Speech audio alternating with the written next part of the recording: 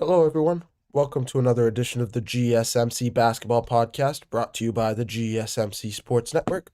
As always, I'm your host, Mehrob Fatemi.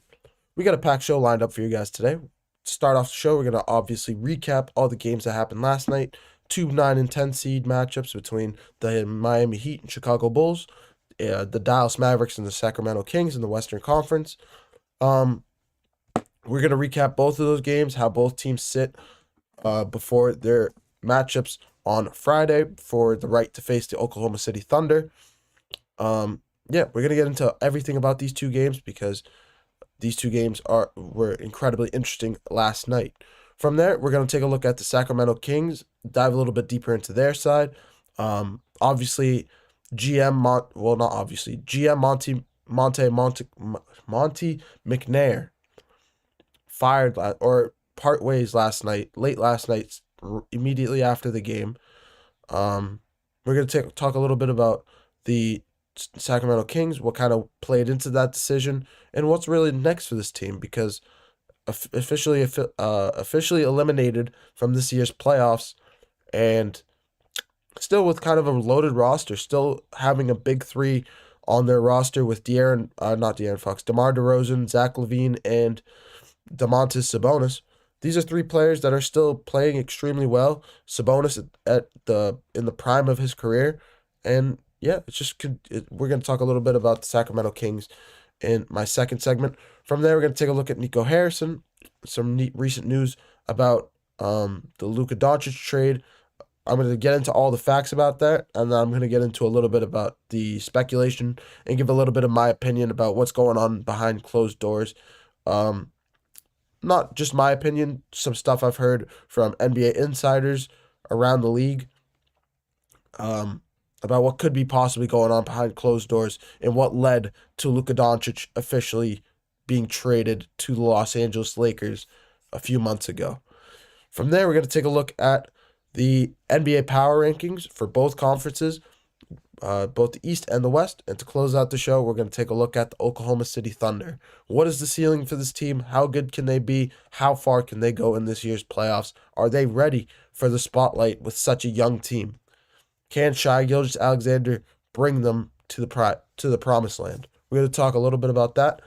And it should be an unbelievable show.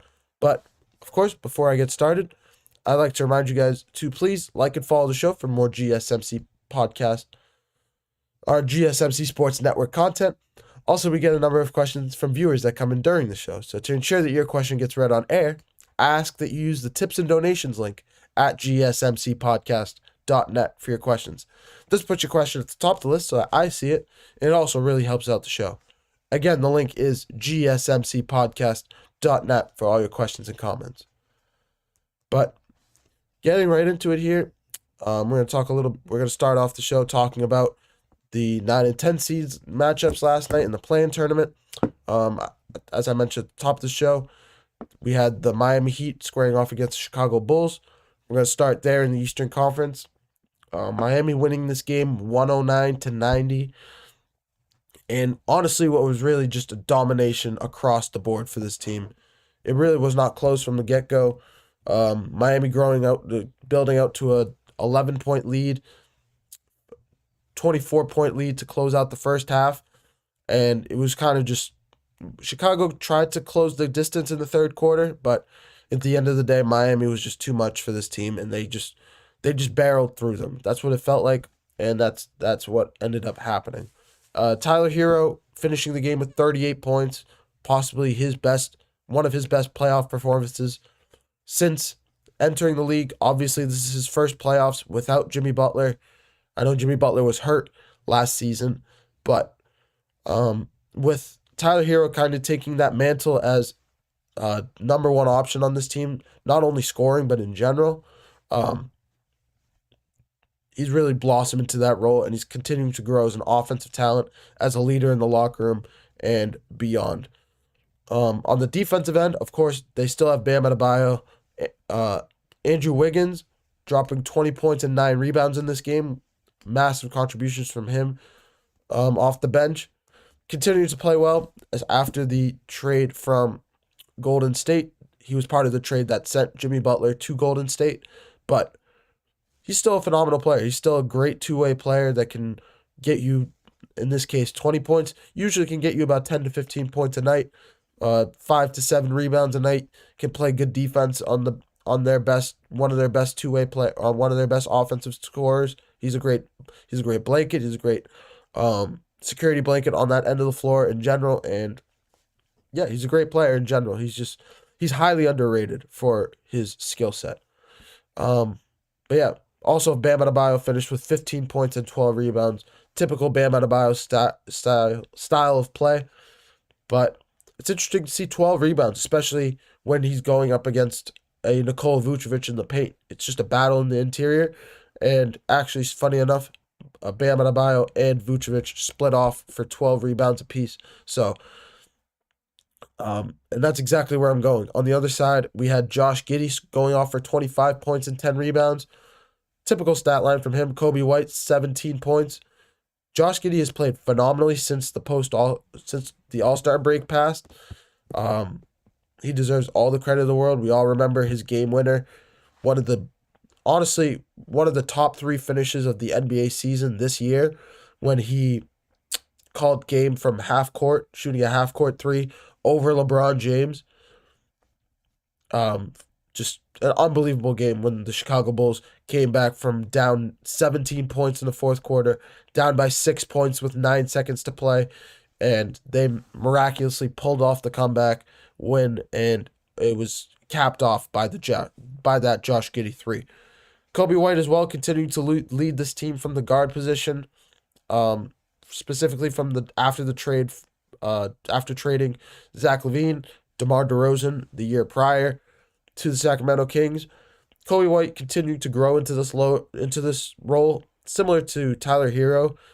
I think Kobe White is a little bit more of a floor general, I'd say. I think Tyler Hero is more like a Steph Curry-esque shooting guard mixed with point guard.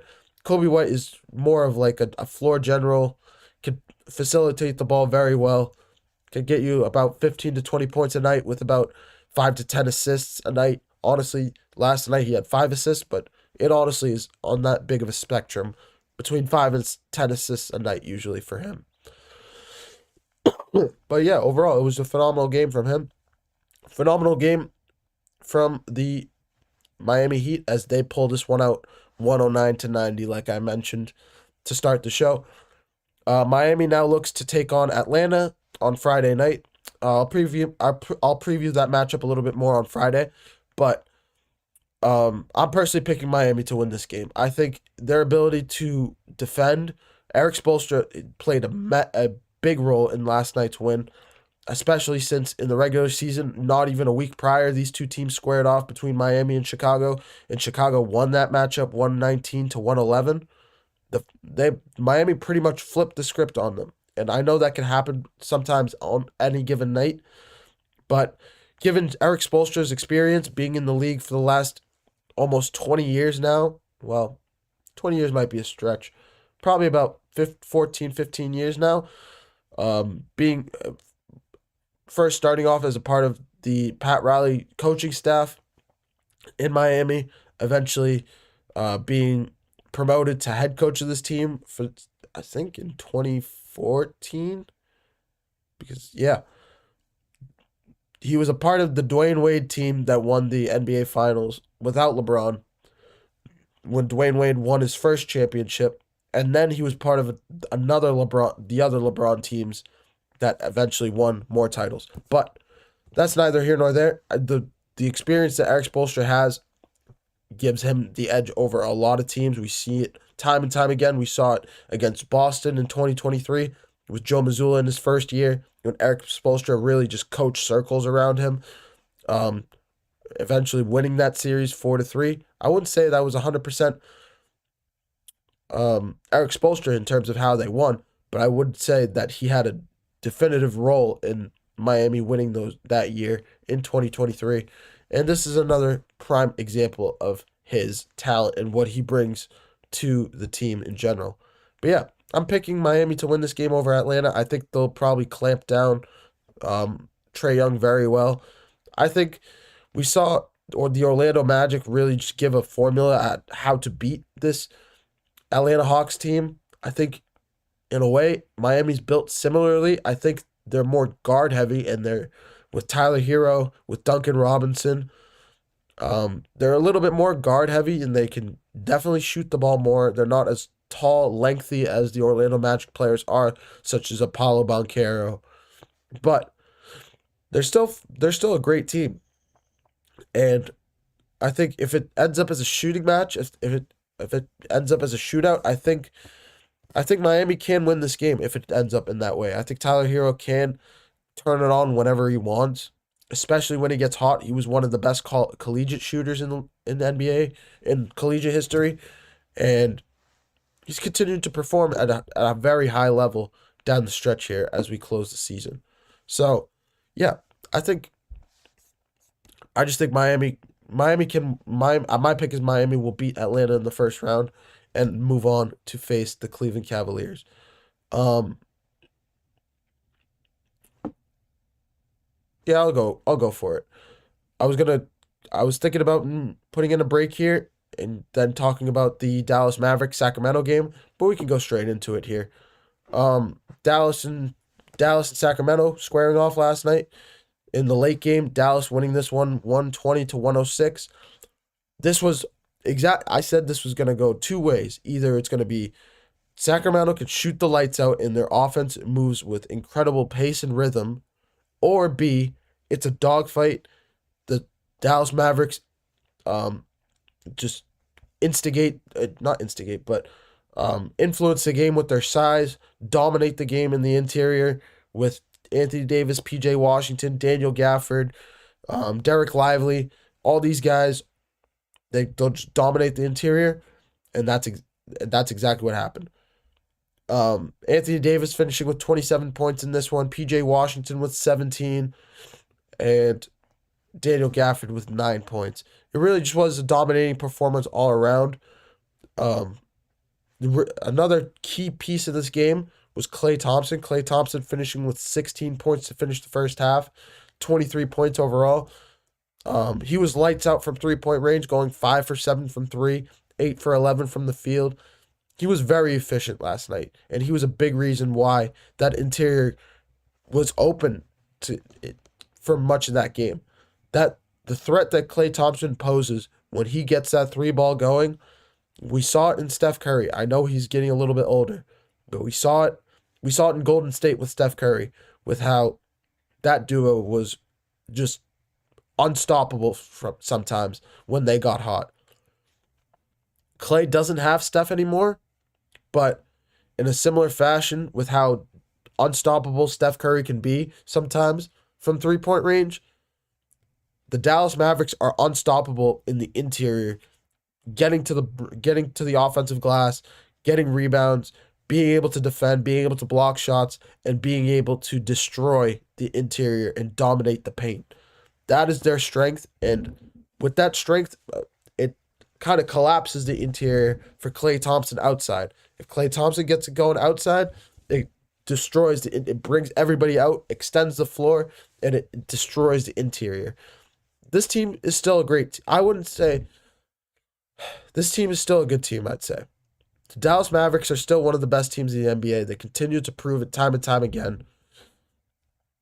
Um, I'm gonna get into this a little bit later in the show, but especially with how the Luka trade transpired, especially with Kyrie Irving tearing his ACL earlier in the season, right after the Luka trade. I think it might have still been February or it might have been early March, one of those two.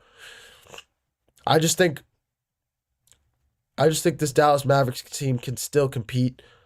I would not be shocked. I think they would give Oklahoma City a little extra run for their money. I still pick Oklahoma City regardless. Dallas plays Memphis to face the right to face for the right to face the OKC in the first round. I think regardless of who faces OKC, they're moving on to the second round. But I do think it would be probably Dallas would probably take at least one, if not two games against Oklahoma City, dominating the interior of that paint. I don't think Hartenstein and Chet Holmgren are ready to stop an Anthony Davis or a PJ Washington or a Daniel Gafford. I just don't think maybe they might be able to stop them individually, But as a team working cohesively, all three of them possibly on the court at the same time,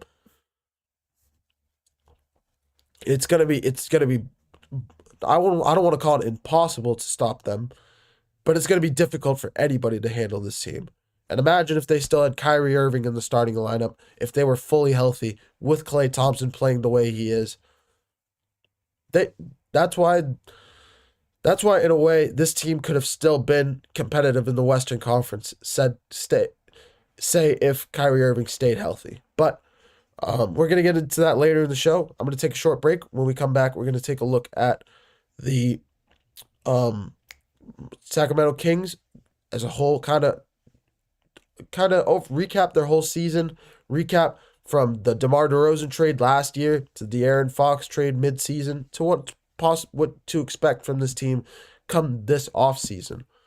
I'm going to take a short break, and we're going to talk Sacramento Kings basketball when I come back. I feel like I'm losing my mind. Is everybody in the world blind? Please, Lord, give me a sign, a sign. I feel like I'm losing my mind. Is everybody in the world blind? Please, Lord, give me a sign, a sign. I wanna be the greatest. Everybody on their fake shit. I look around and feel like everybody is the fakest. I make this every day and I'm impatient, hoping one day I blow up from the basement. Statement, the top is so vacant. I don't hear shit that I think is amazing. Waiting for my day when I'm playing sold out shows for 1,000 faces. Hey, give me that crown, get in my way and to be put down. It ain't your place, all this my town. If I want that shit, then I'll get it right now. I'm losing it, the noose it fits. I'm losing shit, a stupid myth. You choose to live or choose to dip. You choose to fight or lose your grip and lose a gift. I feel like I'm losing my mind. Is everybody in the world blind? Please, Lord, give me a sign, a sign. I feel like I'm losing my mind. Is everybody in the world blind? Hello, everyone. Welcome back to the GSMC Basketball Podcast, brought to you by the GSMC Sports Network. As always, I'm your host, Mehrob Fatemi. Getting into this next segment here, we're going to take a deeper dive into the Sacramento Kings, how their season has transpired, overall recapping their season, recapping what happened with the DeMar DeRozan trade last season, De'Aaron Fox this season, and now what to really expect from this team come this offseason, how they can improve, and where they should go from here. But I'm going to... Before I move any further, I'd like to remind you guys to please like and follow the show for more GSMC Sports Network content. Also, we get a number of questions and comments that come in during the show. So to ensure that your question gets read on air, I ask that you use the tips and donations link at gsmcpodcast.net for your questions. This puts your question at the top of the list so I see it, and it also really helps out the show. Again, the link is gsmcpodcast.net for all your questions and comments. And I've mentioned this before, your guys' input helps us build our shows, all the positive, all the negative. Let us know what you guys like about it, what we can improve upon, and we'll continue to build our shows best we can, continue them to fit the mold that what you guys want to see. But, yeah, getting right back into it here. Monty McNair, not Steve McNair, mutually agreeing to part ways from the Sacramento Kings last night. Very late, about 2 or 3 hours after the game this came out.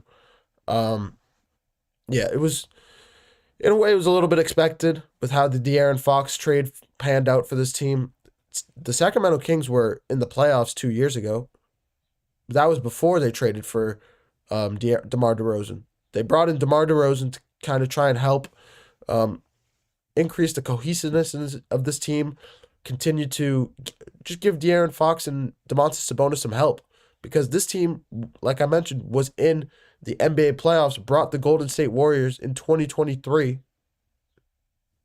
2 or 3. I believe it was 2023. Yeah, to Game 7. They brought that team to a Game 7. They brought Steph Curry to a Game 7. And they were the light the beam champs were real. This team was one of the best teams in the NBA. Shooting the ball, they were unbelievable. Defending, they were unbelievable. Across the board, they were just solid, and their offense was their juggernaut, their biggest piece. Um, but then they faced the Golden State Warriors, and it was just Steph Curry. It was the Steph Curry show, really. The Steph Curry. I'm trying to think back if Clay was still on the team back then. I believe he still was. Yeah. Um, but yeah, overall, it's difficult to see this Kings team falling apart a little bit down the stretch here. But McNair spending 5 years running the Sacramento Kings, winning Executive of the Year in 2023, like I mentioned. Sacramento Kings were a great team back then. They went 48-34 and snapped a 16-year playoff drought. The light the beam chants were real back then, and if it wasn't for Steph Curry interfering with the Sacramento Kings plans, they were still one of the best teams in the NBA, and they could have made a deep playoff run had they had not gone up against Golden State that year. Golden State obviously going up against LA in the following round and being beaten 6 games. But I remember that Sacramento Golden State series. That was one of my favorite series. Sacramento going up 3-2. Everybody thinking Sacramento was going to run away with it in Game 6 back in Sacramento. Was it in Sacramento? I'm trying to think back. It was either Game 6 was in Sacramento or Game 7 was in Sacramento. And regardless, either way, it was a phenomenal series. But the Kings have won 40 or more games in the last 3 straight seasons with Monty McNair. And before this, they had not won 40 games since 2005. It continues to staple and hit home my point that this team was one of the better teams in the NBA prior to their moves with DeMar DeRozan is what it is, but especially with the move to trade De'Aaron Fox away to where he is now in San Antonio. But yeah, like I mentioned, they decided to trade DeMar DeRozan last season from the Chicago Bulls to kind of try and relieve some of the pressure off of De'Aaron Fox offensively, give him a little bit of an outlet to just be able to move better, be able to open up, be able to run the offense better in general. And it just feels like it hasn't panned out the way they thought it would. It just feels like their team, they still had a great team. They still have a great team. But maybe it was their young talent that they gave away for DeMar DeRozan. Same thing with De'Aaron Fox. De'Aaron Fox being the focal point of this offense in 2024, or in general since his entire career in Sacramento. And moving away from him just kind of threw this whole team for a loop. Yeah, it's sad because Sacramento was one of my I was more fond of them, especially with how young they were, with how great they looked they could get. They looked like they were going to be great for a long period of time. They looked like the younger version of the Golden State Warriors from back in the day with Steph Curry, Klay Thompson, and Draymond Green. But it's neither here nor there. Anthony Manzano, I see you commenting in the chat. Hello, by the way. Sorry about that. Did Miami screw themselves by winning this play-in tournament game going into the playoffs with the lottery? Or because of the record, they already had solidified a lottery spot? I'm not 100% sure on that. I remember you commenting about this. I'm not 100% sure if they've solidified a lottery spot. I do see what you mean because of how it just feels like this team is a little bit mediocre. We talked about the Miami Heat to start the show, their game with the Chicago Bulls last night, and we kind of previewed the Atlanta Hawks game as well. There is a world where they made a mistake. I completely understand where you're coming from, but I just don't see in the Eric Spoelstra era and with Pat Riley still as the executive of this team that they will intentionally lose games or not give their best effort, especially come playoff time, to win games and continue to defy the odds. We didn't really expect it with Jimmy Butler back in the day in 2023 when they were the 8th seed and they still went out and knocked off the number 1 seed in Milwaukee, knocked off the Boston Celtics in the Eastern Conference Finals. They're just one of those teams that you just can never count out, I think. that's what their culture is about, and they just continue to build that and continue to push that every year, it feels like. Even with their younger guys, with the veterans that they still do have Tyler Hero and Bam Adebayo, but I do know what you mean. I think, in a way, if they can be competitive in the NBA playoffs, I think any team that can be competitive in the NBA playoffs can look more, um, better in general sometimes for upcoming free agents, big name free agents looking for a new home. They might look at you guys being like, oh, this team played really well down the stretch. They made a great playoff push. They made a great push in the playoffs. Maybe this is the culture that I want to go to because they're trying to continue. They're still trying to go after an NBA championship, regardless of how tough and rugged it may look, with how continue to defy the odds to just go after a championship. I just think. Um, I'm a Heat fan. I didn't want them to purposely lose, but this makes no sense making the playoffs, in my opinion, when you don't have the talent to even compete with Cleveland. Yeah, I mean, as a Heat fan, I'm a Celtics fan, so you guys, the Miami Heat, have really been in our heads for a long time. Um, so I completely understand what you mean, but I mean, in the same way, what does it matter that the Dallas Mavericks are kind of trying to make a push for the NBA playoffs? They still do have Anthony Davis. They still do have a bunch of young guys that can be great pieces on a good team, and they're just kind of building they're continuing to build their chemistry with one another. And who knows, especially in the playoffs, injuries can happen. Anything can happen in the playoffs. We've seen it time and time again. And especially you as a Heat fan, you know how good this team can be as an underdog. I don't know. I think maybe I can see what you mean, that Cleveland is one of the better team, one of the best teams in the Eastern Conference. For sure, I understand where you're coming from with that. But I also don't think I also think that Cleveland could be had if you can. We'll see how it all plays out. I'll probably preview that series. First, you guys got to go through Atlanta, though. That is the focal point for the Miami Heat. They have to go through Atlanta on Friday night. If they can do that, they'll play Cleveland. But let's just see if they'll do that first. Just because I completely understand what you mean. This team isn't one of the favorite teams. I wouldn't guarantee that win, is what I'm saying. So, yeah, I completely understand what you mean.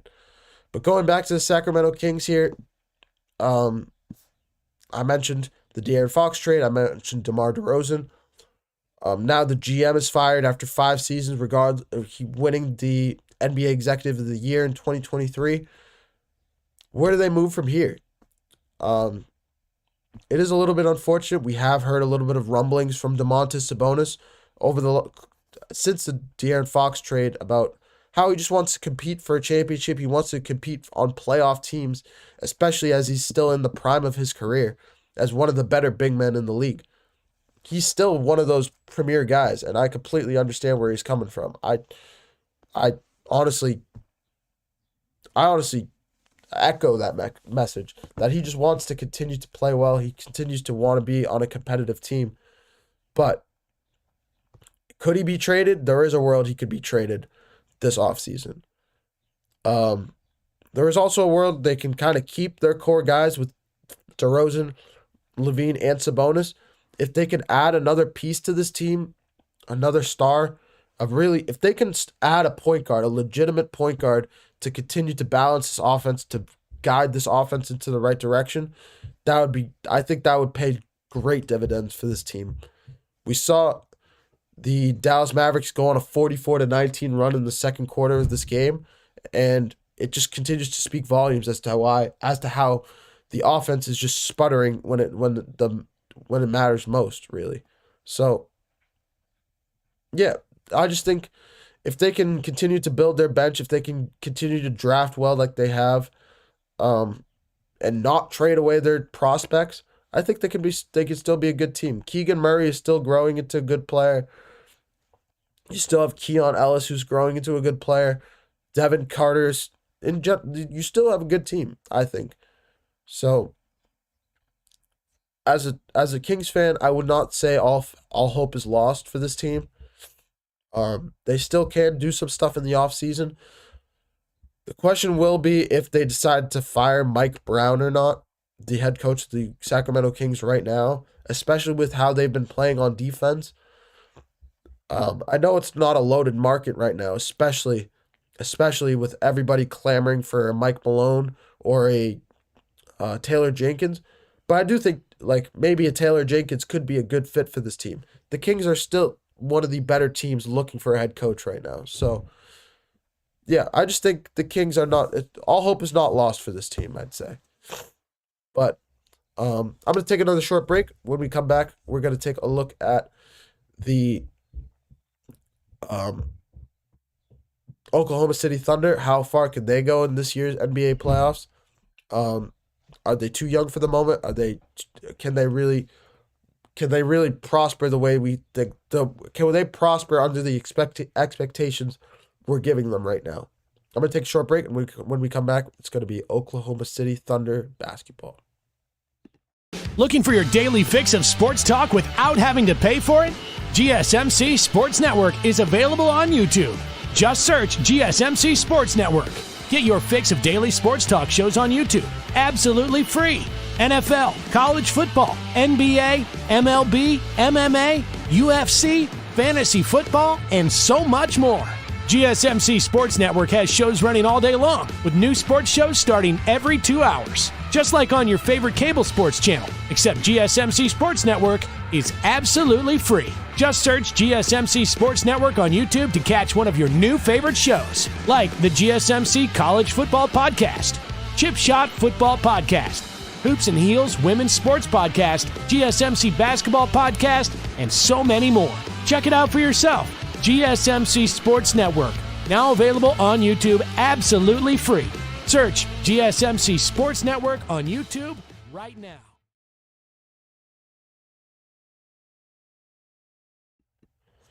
Hello, everyone.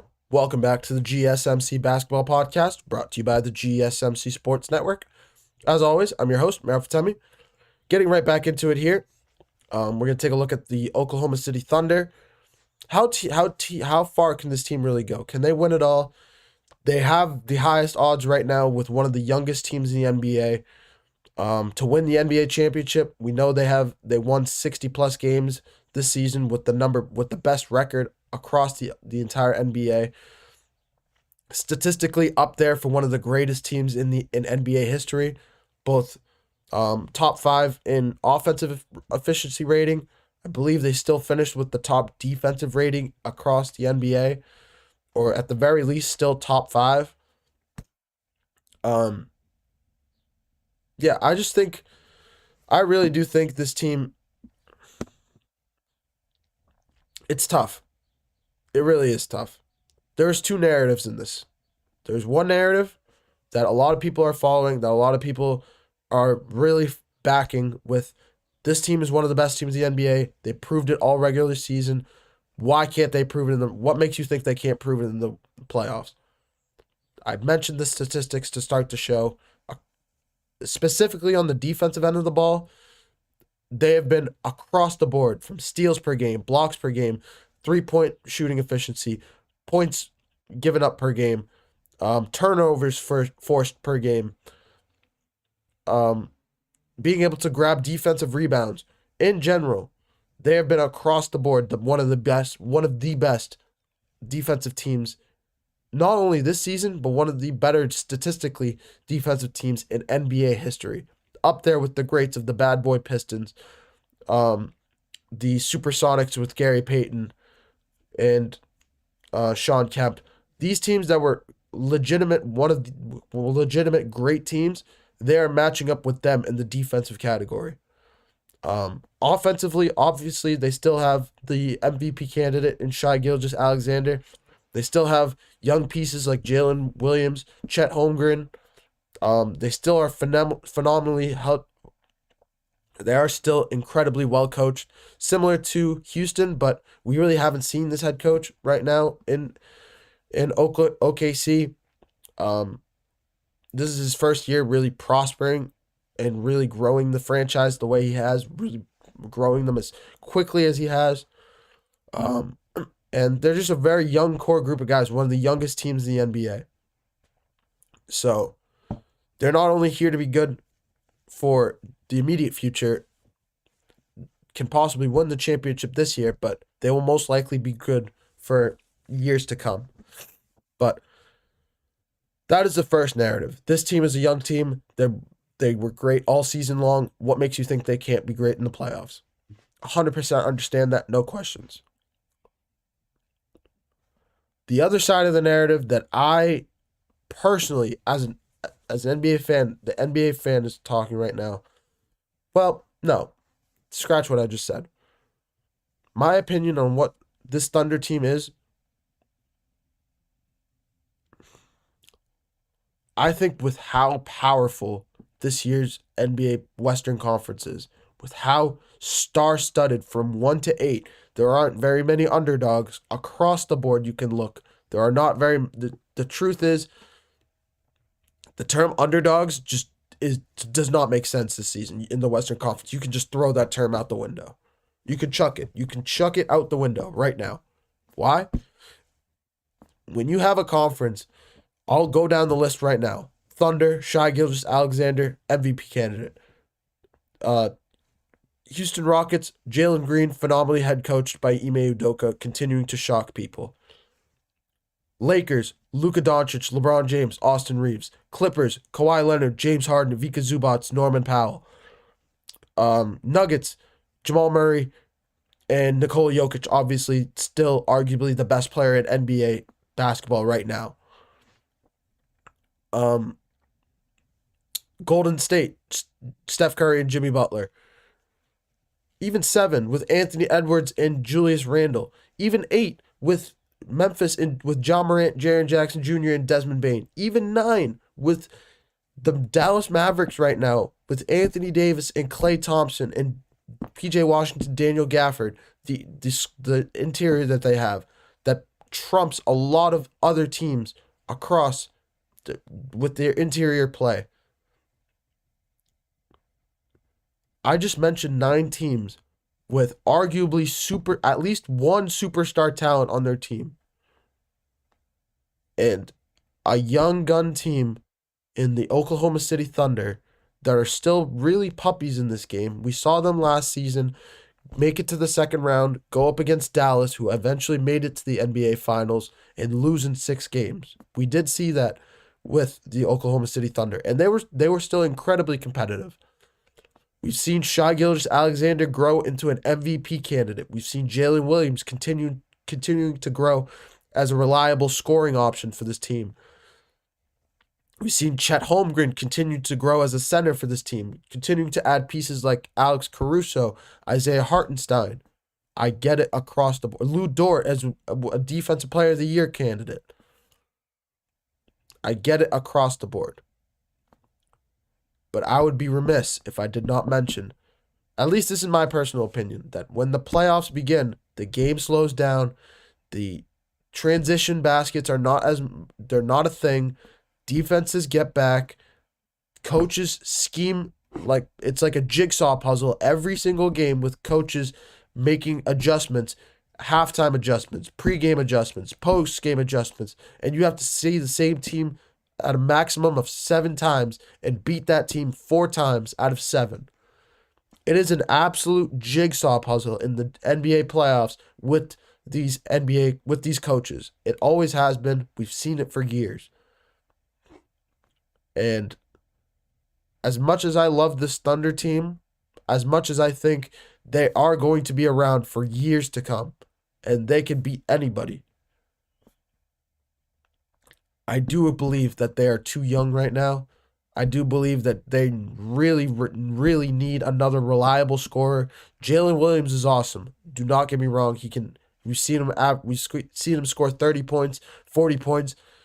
But in my opinion, Jalen Williams is very Austin Reeves-esque, but can handle the ball more. He's asked to do more in Oklahoma City than Austin Reeves is in LA, but they play similar roles in terms of their scoring, in terms of being able to get a big bucket when they need it.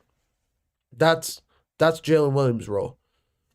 But I really do think they need either a veteran talent to really continue to grow and foster the young group in Oklahoma City right now, or they need a young talent to pair with Shai Gilgeous-Alexander, to pair with Jalen Williams, to continue to build that young core, and that'll make them even more solidified to win titles over the next 5 to 10 years, like I mentioned to start the segment. I think the Thunder are one of the best teams, one of the most organized and well-built franchises in the NBA this season, no question. But I also think that this Oklahoma City Thunder team is a little bit too young, and a little bit of the Western Conference being as powerful as it is, as dominant as it is, it just looks like they have too steep of a hill to climb, too steep of a mountain to climb in this year's Western Conference to make it to the NBA Finals, just to face a team like Boston, which they've had Boston's number, or face a Cleveland Cavaliers team that they've had a sort of rivalry with. Whoever comes out of the Western Conference this year, no doubt will be. I wouldn't be shocked if Adam Silver pushes the NBA Finals off a couple days just to give these guys whoever comes out of the Western Conference, a little bit of an extra rest before the NBA Finals start. That is how much of a gauntlet the Western Conference is. Almost every series is projected to go at least 6 or 7 games outside of whoever the Thunder play in the first round. The Rockets, Warriors, easily 6 or 7 games. Clippers, Nuggets, 7 games. Lakers, Timberwolves, at least 6 games. And from there, don't even get me started. Thunder, Clippers, Lakers, Warriors, it doesn't matter. These are all just, like, the only way I could describe them, they're just Titan matchups. They're great teams going up against each other, trying to just find little edges to just squeak out wins. And that's what the Thunder are having to deal with. Are they going to be ready for that kind of battle? Are they going to be ready for a series like that? They're not, especially with the expectations that we're just throwing on such a young team like this. As much as I want to compare them to the Boston Celtics of back in the day, before Jason Tatum and Jaylen Brown blossomed, before Kyrie Irving arrived there, as much as I want to compare them to them, as much as I want to compare the Thunder to the Celtics of back then, the Celtics back then did not have the expectations that the Thunder have right now. And I think that's the biggest difference. I think that could be the downfall of this team. I did rant a little bit. I apologize for that. But I've heard too much about the Thunder recently. I see too much of pressure, continuous added pressure being thrown on them. And I know they were the best team in the NBA. I know they had the MVP candidate in Shai Gilgeous-Alexander. But nobody can bear, with how young this team is, I don't think they're going to be able to bear it. It's too much. It's too much to deal with. It really is too much. And if they crash and burn, say they get swept or they lose in 5 games to, say, the Clippers or the Nuggets, who they might face, or the Warriors, it doesn't matter, or the Rock, it doesn't matter. Say they get swept by somebody. What's going to happen then? Their morale is going to fall. Maybe the GM realizes that they need another scorer on this team, but it's going to mess up with the chemistry. The chemistry is already kind of shot, with their confidence being shot. It's just going to be difficult for this team to get back. And there are players to do it. We have seen players fail. We've seen Jason Tatum fail in the 2022 NBA Finals, come up small, hear all the scrutiny because of it, because of all, similar to the Thunder this year, hearing all the noise about them as they continue to grow in the NBA playoffs, and then come back in 2024, win the NBA championship, and bring another title to Boston. I'm just comparing apples to apples, I feel like. You guys let me know what you think in the comments. 100%, I'm all ears. I really want to know what, honestly, your guys' take on all of this. But I'm going to take another short break. When we get back, we're going to talk about Nico Harrison. He made some recent news about the press conference that he did last week, as well as some quotes that I've heard from NBA insiders, both from Brian Windhorst, Shams Charania. We're gonna talk about facts first, about the Luka trade, about Nico Harrison, about everything from there. And then from there, we're going to look at a little bit of speculation, a little bit of what's going on behind closed doors, a little bit of what I think could be going on behind closed doors. There are multiple angles to this, for sure. Absolutely, there are multiple angles. We're going to dive into everything about Nico Harrison and what really played a role in Luka being traded to the Los Angeles Lakers.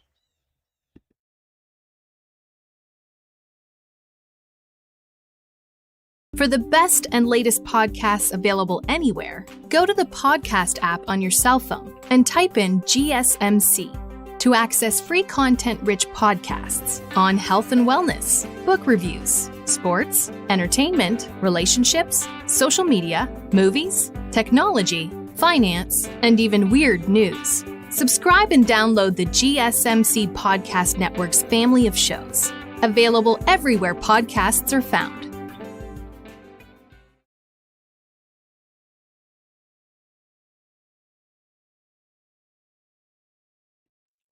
Hello, everyone. Welcome back to the GSMC Basketball Podcast, brought to you by the GSMC Sports Network. Getting right back into it here. Who deserves blame right now in Dallas? I want to talk about everything Nico Harrison, everything about Dallas Mavericks right now. Obviously, Nico Harrison having his first press conference since the Luka trade. There was a lot of things that happened in this press conference. To start, before the press conference even happened, Nico Harrison saying definitively, no cameras, no audio equipment. They don't want anything on tape. They don't want anything on camera. Nothing. They don't want any proof. They don't want anything being quoted, any of that. They don't want to be quoted directly. Journalists end up entering the room. As a former journalist myself, I would honestly probably do the exact same thing. As a journalist studying in college right now, I would do the exact same thing. Go into that room, ask the coach ask Nico saying, "Hi, could I just record this just for quotes? I want to write a story about this." They can't say no. What are they going to say? It's their right. It's the right to speech, especially as a press conference, especially as a member of the organization, as an organized thing with people having an audience, part of the journalists having audience reading their articles, wanting to learn more about what's going on. You need to directly quote Nico Harrison to build the story. It's bread and butter. It's like having ketchup without fries. It's like having fries without ketchup. It's just, you can't have one without the other. You can't, or it makes no sense. It just throws the whole thing for a loop. But yeah, eventually Nico Harrison obliging, saying, okay, you can have audio equipment only. No cameras, but you can have audio equipment. Going in there, I'm not going to quote exactly what he said because I don't have it in front of me. I apologize. Usually I do. But but basically what Nico Harrison said was, we're trying to build a defensive-fronted team. Defense wins championships. That's our culture now. That's what we're trying to go for. We still think we are competitive in the Western Conference. We saw that we were competitive for 2.5 quarters with Anthony Davis in the lineup.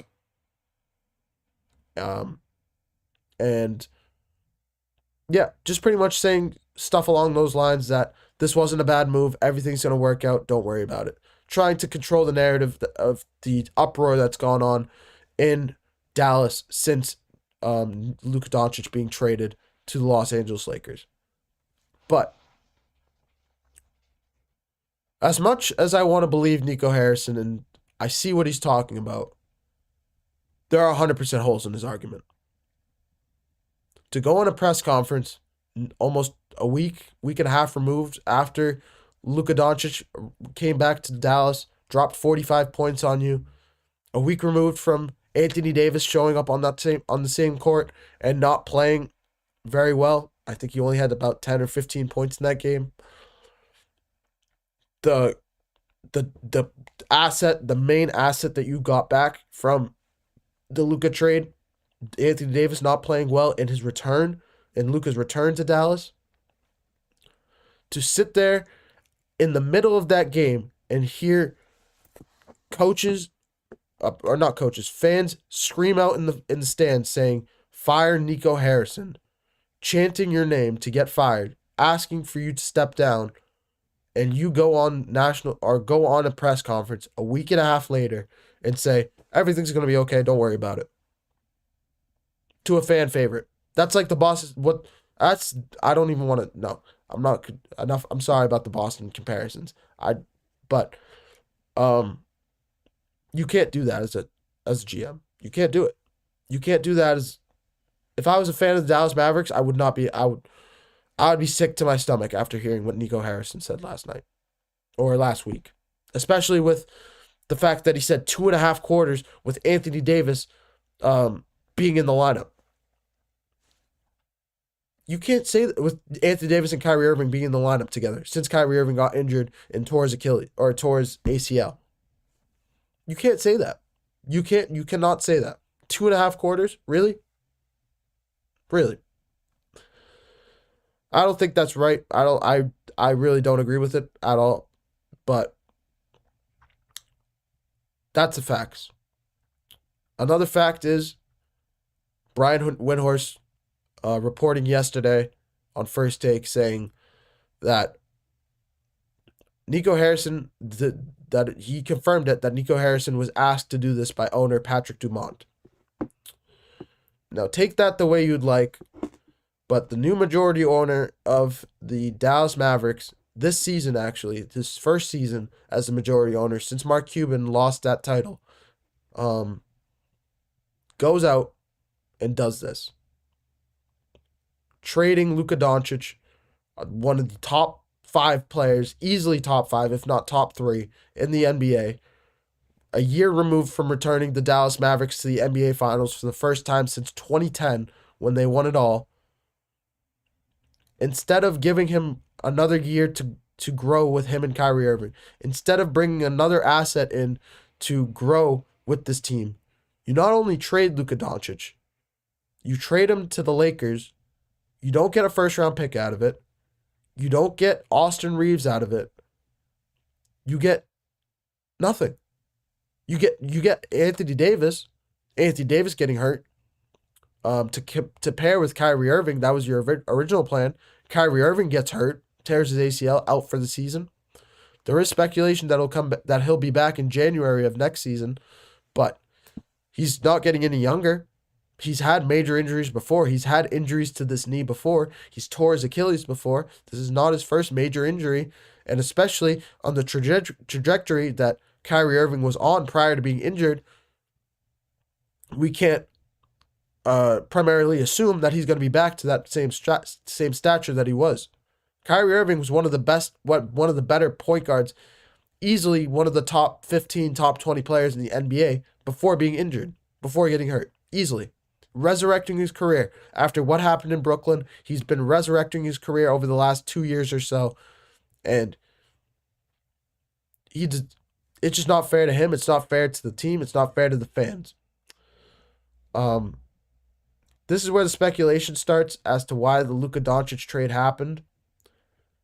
Especially with the news confirming that the owners asked Nico Harrison to do that press conference last week. We can only assume that, well, I'm assuming, this is my opinion, in my opinion only, 2 things. First, I'm just assuming, like I said, I'd say that they asked Nico Harrison to do that interview, and Nico Harrison asked for no camera, no audio equipment, because they didn't want his name or they didn't want anything being quoted. Because when the second they get a video or a clip on you, it's over. It's over. It's done. This whole thing will stay with Nico Harrison's name regardless. But if the clip and the camera footage stayed with him prior, I don't know if he would have another job. And it's tough, especially if this does not pan out the way Nico Harrison would like.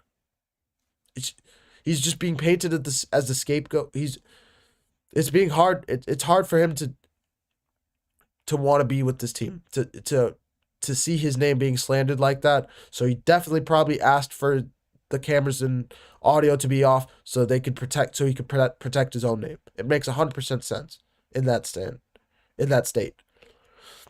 But I also think another reason why the Luka Doncic trade happened was because at the end of the day, the owners are the ones that pay the players. They are the ones that agree if they want to go over the luxury tax. It's a kind of the same reason why there's speculation that Wyc Grousbeck recently sold the Boston Celtics, because they were almost $1 billion starting lineup. Literally, you got two players making over $700 million a year. Two players. Oh, in the second tier of the luxury tax, paying almost $1 billion, over $1 billion for the roster alone. It's just too expensive. And it honestly makes sense why Grousbeck did not want to remain as the owner of this team in Boston. Going back to Dallas, in a small market as Dallas is, in the first year as a majority owner, you're supposed to go out and give Luka Doncic a $312 million extension, the biggest extension in NBA history, to one player. I believe he was supposed to get $350 million or something. Not 312, 350. As an owner, I would not want to do that in my first year. No way. No. And it makes sense. But if that's the facts, if that's what transpired, if that's the reasoning why Luka Doncic was traded, on top of that, you wouldn't want as a new owner that label being attached to your name. Absolutely not. You would pin the blame on the GM, because the GM is the one that makes the front office decisions. You trade him, and you say the GM traded him, because on top of that, you say the GM traded him just to get the label off your name. On top of that, the Los Angeles Lakers and I can't remember, I can picture his face, Rob Pelinka and Nico Harrison had a history before this. It's been reported Nico Harrison had a relationship with Rob Pelinka as a friendship, obviously. Just continuing to grow their friendship, and they were friends prior to this trade.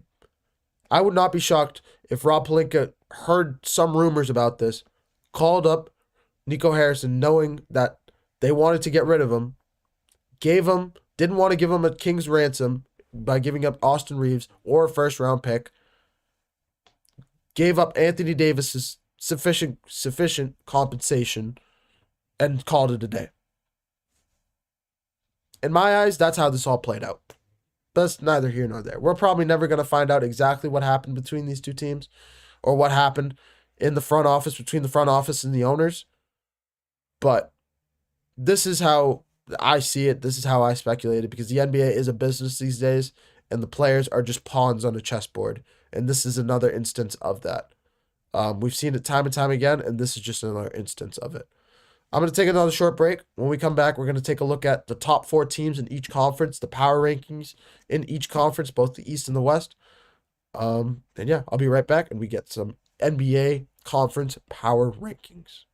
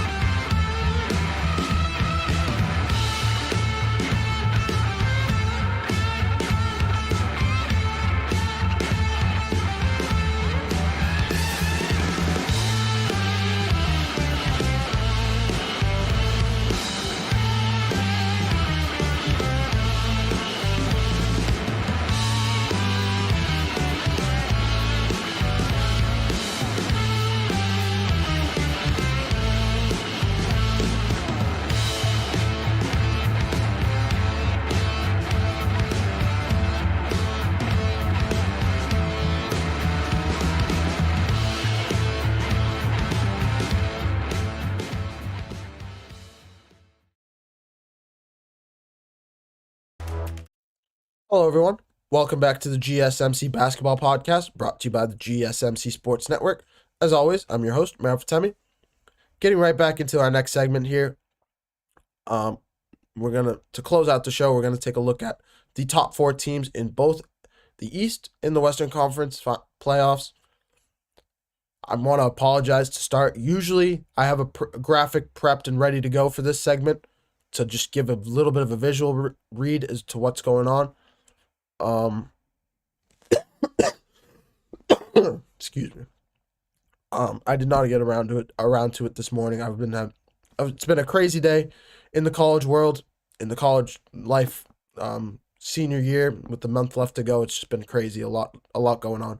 That's neither here nor there. I just wanted to apologize for that first and foremost. But getting right into it here.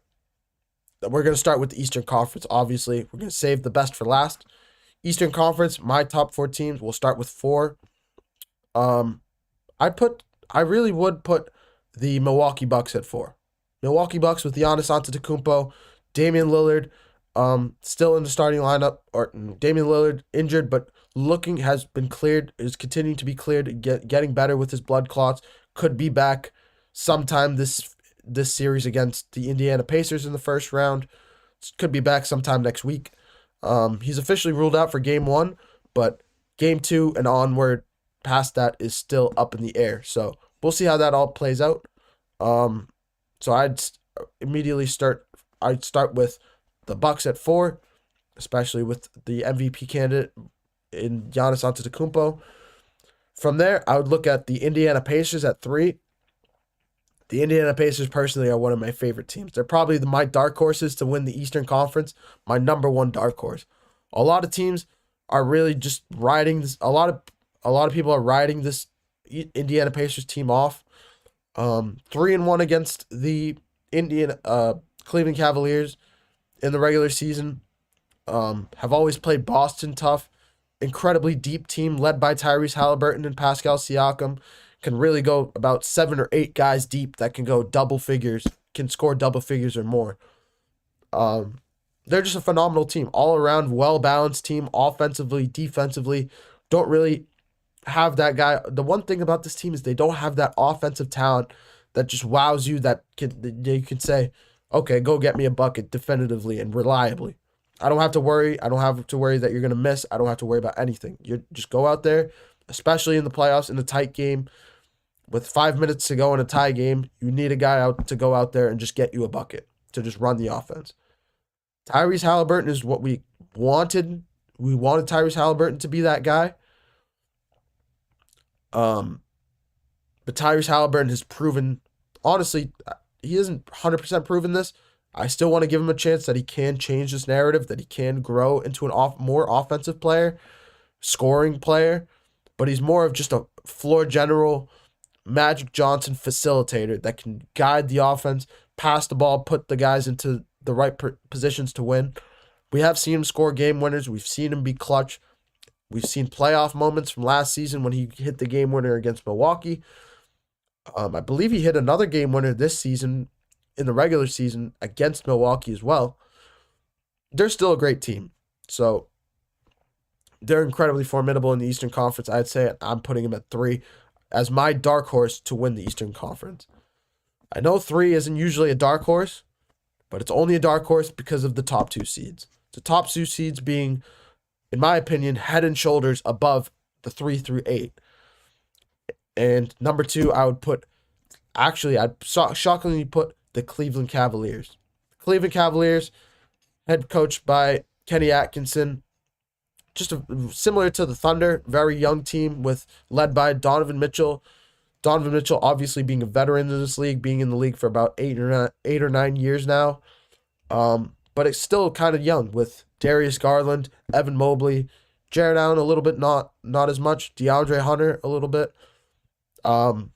Their bench is deep, do not get me wrong, but it is still a little bit young with George Niang, Dean Wade. These guys, they're still great players, but they're just young team. They're a very young team, and they're continuing to grow every day. It feels like they're continuing to grow into their roles, into the NBA in general.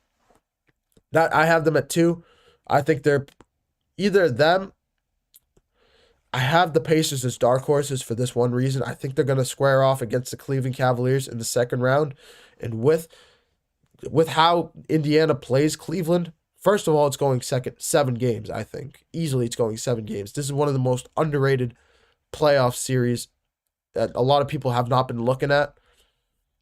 Are projected if all pans out. Pacers have to beat Milwaukee, which is a question mark right now. But if they do that and they face Cleveland in the second round, I think they'll push Cleveland to 7 games easily. And who knows who will win that 7th game. It's 1 game to decide your life. Who knows? It's always a 50-50 toss-up. So we'll see how that all transpires. But I think they have a legitimate shot to make it to at least the Eastern Conference Finals, if not to the NBA Finals. My number 1 team in the Eastern Conference, obviously, I've said this before. I don't want to put this into the mix, but I have to be transparent here. I am a Boston Celtics fan. I am. I know. I get it. A lot of people may call that a little bit biased with takes. I just don't know how I can be biased with this. I legitimately, the Boston Celtics are just so, the 5 guys that they put on the court at the same time are so lights out shooting. Kristaps Porzingis being able to extend the floor, Jason Tatum being able to drive to the basket, with Jaylen Brown as well being able to do the same thing. I know Jaylen Brown is a little bit dinged up right now. He has a bit of a knee issue. But if this team can stay healthy through the NBA playoffs, I just don't think how they can lose the East, at least in the East. I don't think they can lose in the East. I think they make it out of the East, whoever they face in the Eastern Conference Finals, they'll probably beat in 6 or 7 games and move on to the NBA Finals. So I'm picking Boston with how deep they are, with how exceptionally well coached they are, winning the NBA Finals last season. Championship pedigree. Jason Tatum obviously being in the Eastern Conference Finals about 5 or 6 times. Just like continuing to defy the odds, continuing to set the standard as a young player in a prospering, growing, blossoming franchise in Boston. But yeah, that's my top 4. Boston, Cleveland, Indiana, and Milwaukee for the top 4 of the Eastern Conference. Switching gears to the West. I won't lie, this was a little bit tougher to do. With how strong the Western Conference is right now, this was much more difficult to pick. It's pretty much picking needles out of a haystack and picking little needles. It's borderline impossible to do, definitively, and create a supporting argument that decisively puts one team over another. But starting at 4, I'm going to put the Golden State Warriors at 4. I know Jimmy Butler, playoff Jimmy. I get it. This is, again, please stay with me here. Having a little bit of shooting slumps from time to time. We've seen their third quarter continue to bother them. We saw the Memphis Grizzlies without Ja Morant come back in this game in the third quarter. They can hit shooting slumps. They can hit offensive scoring slumps. And that's the biggest thing with this team that kind of worries me a little bit. They are still a great team, do not get me wrong, but I'd be remiss if I did not mention that this team, while they are a great team, has had struggles down the stretch here. Regardless of how their record looks, with how dominant, with how hot they've been, they still have had struggles, and there are little increments of time that can be, especially in the playoffs, against loaded teams, with how loaded the Western Conference is. Those little increments can come out as big chunks and big reasons why end results happen the way they do. So I had the Warriors at 4. At 3, I'm going to put the Los Angeles Clippers. The Clippers with Kawhi Leonard, James Harden, and Norman Powell, Vika Zubac, a team that's really growing and has gotten hot. Easily probably the hottest team in the Western Conference. 19-3 since March 1st. Easily one of the best teams in the Western Conference. Kawhi Leonard continuing to prove when he's healthy that he's a top 5 player in the NBA. James Harden completely throwing his narrative into a whirl that he can continue to play at an all NBA level. Norman Powell playing as an exceptional bench piece when he comes off the bench as a starter, continue to do that as well. Zubats as a double-double machine on the offensive glass, continuing to grow as a player in general. This team is great. I really think it's exceptionally well coached by Ty Lue. I think they can. I really think they can go all the way to the NBA Finals if they'd like, if they can. They're my dark horses to win the Western Conference. A lot of people are writing them off, but as NBA fans, I know a lot of NBA fans have been watching this team. Their name continues to pop up around the association as one of the hottest teams in the NBA, having multiple 5+ win streaks over the last 2 months or so. They deserve all the credit in the world for how they've played down the stretch here and how they're looking with the playoffs quickly approaching. At 2, I'm going to put the Los Angeles Lakers. I know they're a little bit of a bias, not even a bias pick, but I know a lot of people do not like it with how their defensive woes have been with their third quarter as well, their offensive slumps. But I think the offense under Luka Doncic, we saw it in Dallas last season. When he can flip that switch and he can take over games, it's almost impossible to stop him. And I think that is going to be the decisive nature, especially with LeBron James, with his pedigree in the NBA, continuing to grow as a leader. I think the Lakers are one of the best teams in the NBA, and they're continuing to prove that. But the number 1 spot here, I'm going to have to put the Oklahoma City Thunder. It is what it is. They have the number 1 ranking in the NBA. They finished with the best record. I'm going to be one of the people that's throwing expectations on them because their record speaks for themselves. It's not fair to the Oklahoma City Thunder to write them off and just say they're going to lose before they start losing or before we see any signs of it. The Laker game, if you want to use that as an example, okay. But I also put the Lakers at 2.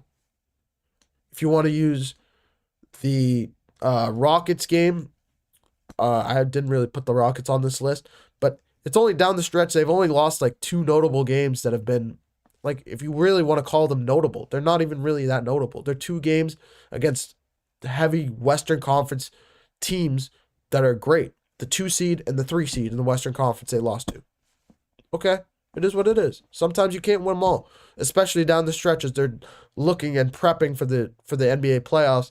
Their attention isn't 100% set when they've already clinched the number 1 seed in the Western Conference and they're not really looking to achieve anything else in the regular season. They're just shifting their attention to the playoffs. That's neither here nor there, but that's my top 4 teams: Thunder, Lakers, Clippers, Warriors for the Western Conference. But yeah, I'm going to leave it on that note.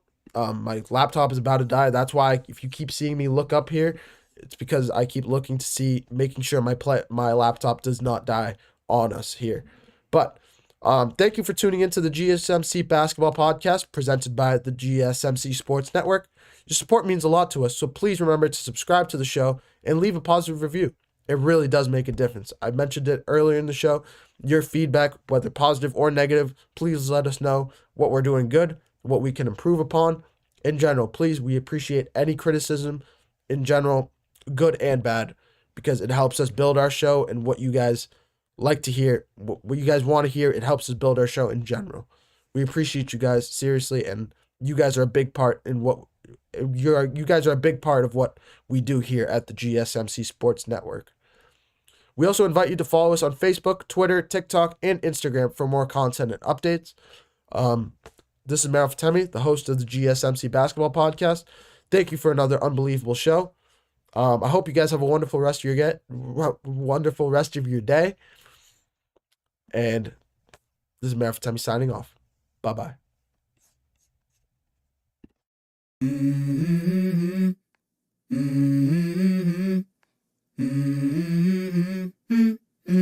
Let's go. I wake up to a little bit of drool on my pillow, feel like it's gonna be a bad day. Yeah, I'm tired of shit, and the coffee ain't hit yet, damn, ain't that great.